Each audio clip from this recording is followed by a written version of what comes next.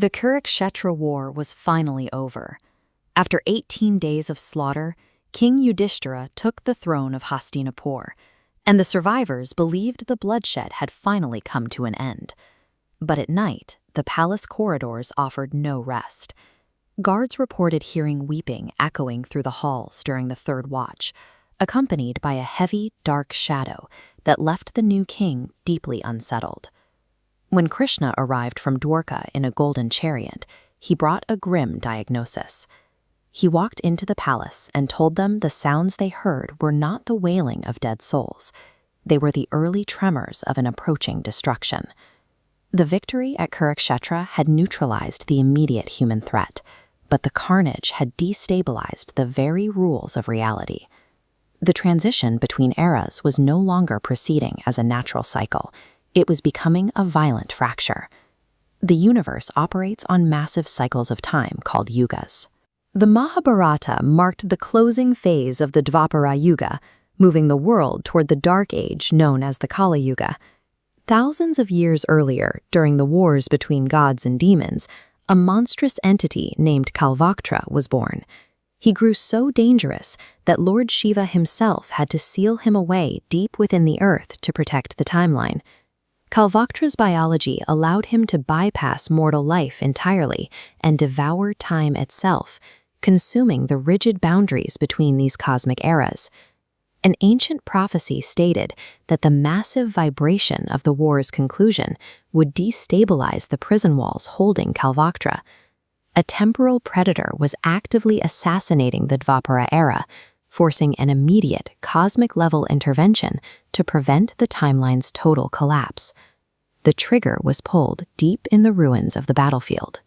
Ashwatthama, a warrior cursed by Krishna with painful immortality, was wandering the wastes when he heard a voice calling from beneath the dirt, leading him straight to the Kaldwar, the ancient portal of time.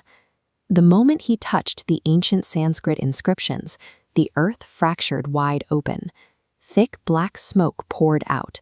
The sky went dark. Nearby rivers instantly dried up, and Kalvaktra breached the mortal plane. Krishna sensed the fracture the moment it happened.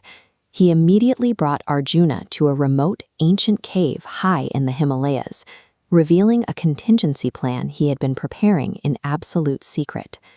Inside the cavern sat hundreds of divine warriors in deep meditation. Among them was the giant Barbaric, a legendary archer who had technically died before the Kurukshetra war even started, preserved here in a dormant state. Krishna had cached an entire army of forgotten, time-displaced heroes. He built this temporal failsafe specifically to defend the universe from the apocalypse that he knew would follow the Great War. The hidden final battle erupted immediately at Kurukshetra. Arjuna and Barbaric unleashed their divine weapons against thousands of tormented souls that Kalvaktra dragged out of the abyss. The demon ignored physical combat entirely. Kalvaktra reached upward and began swallowing the sky, attempting to consume reality itself and bring the universe to a sudden, dark halt. Faced with a reality-ending threat, Krishna smiled, stepping forward to unleash his ultimate countermeasure, his Virat Rup, or cosmic form. His body expanded to dwarf the planet, his eyes burned like suns, and thousands of distinct universes swirled within his silhouette. He stood as the physical embodiment of the timeline, forcing the demon to realize that its very existence was occurring within Krishna's own essence.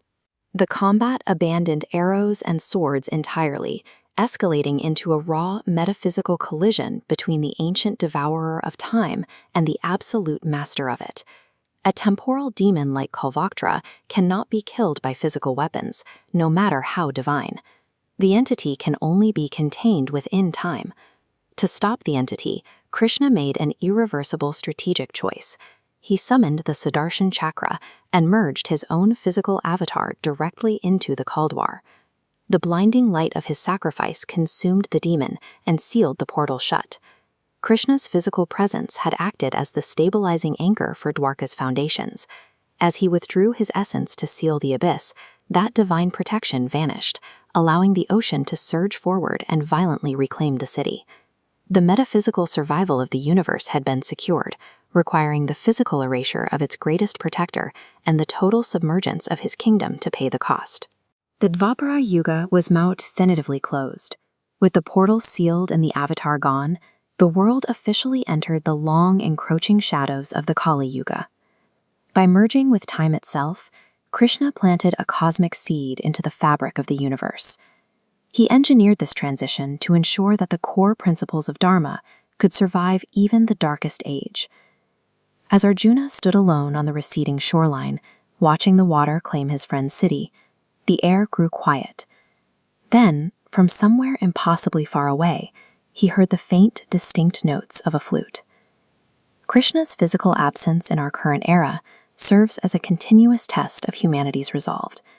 That hidden presence of Dharma ensures one absolute promise: the universe's protector will return the moment the balance of the world demands it.